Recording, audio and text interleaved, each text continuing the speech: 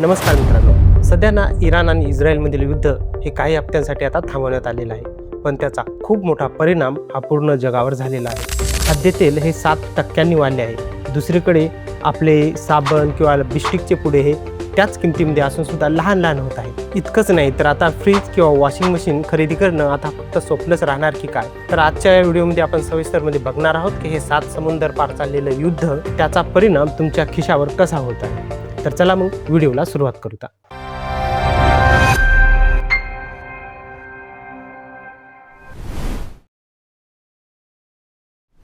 या युद्धाचा सर्वात मोठा फटका बसला आहे तो म्हणजे खाद्यतेलावर. भारत आपल्या गरजेपेक्षा तब्बल 57% तेल हे आयात करत असतो. यामध्ये पाम तेल, सूर्यफूल तेल व सोयाबीन तेल याचा समावेश आहे. आणि या इराणच्या युद्धामुळे जो आपला बाहेरून 57% खाद्यतेलाचा माल येतो, यामध्ये आता थोडीशी अडचण निर्माण होत आहे. आपल्याला पुरवठा करणारी साखळी हे थोडी विस्कळीत यामुळे होत आहे आणि याचाच परिणाम खाद्यतेलाच्या किमती आता 7% जास्त वाढलेल्या आहेत. EY इंडिया यांच्या अहवालानुसार या महागाईचा दबाव पुढील 2 वर्षापर्यंत राहू शकतो. म्हणजेच तुमच्या स्वयंपाकघराचं बजेट आता पुढील 2 वर्षासाठी थोडं वाढणार आहेच. तुम्ही कधी नोटीस केलं का की बिस्टिकच्या पुड्याची किंमत फक्त 5 रुपयेच आहे, पण त्यातील बिस्टिक मात्र आता कमी होत आहे. याला अर्थशास्त्रामध्ये श्रिंकफ्लेशन असे म्हणतात.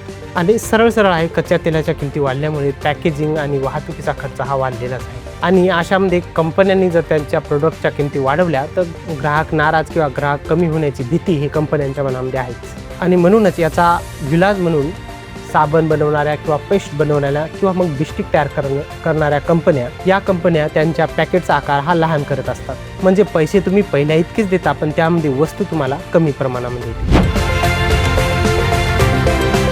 अमेरिका आणि इराणची जी चर्चा सुरू आहे त्याला योग्य असा मार्ग सापडला नसल्यामुळे किंवा योग्य अशी चर्चा होत नसल्यामुळे कच्च्या तेलाचे भाव हे $104 प्रति बॅरलवर गेले आहे. याचा थेट परिणाम साबण आणि शॅम्पू बनवण्यासाठी लागणाऱ्या सर्फेक्टंट आणि पेट्रोकेमिकल डेरिव्हेटिव्हवर झाला आहे. आणि कच्च्या मालाचा तुटवडा निर्माण झाल्यामुळं या वस्तूंच्या उत्पादनामध्ये मोठी अडचण येत आहे. जर तुम्ही नवीन घरगुती उपकरणे घेण्याचा विचारात असाल तर थोडं थांबा. वॉशिंग मशीन, फ्रीज, पंखे आणि LED बल्ब यांचा निर्मितीचा खर्च आता 10 ते 15% वाढला आहे.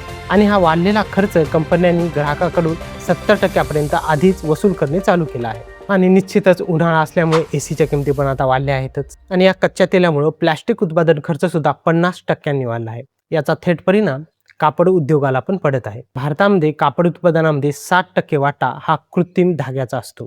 आणि येणाऱ्या आर्थिक वर्षामध्ये 2026-27 मध्ये कपडे आणि घराचे रंग हे 2 ते 5% महाग होण्याची शक्यता भरपूर आहे.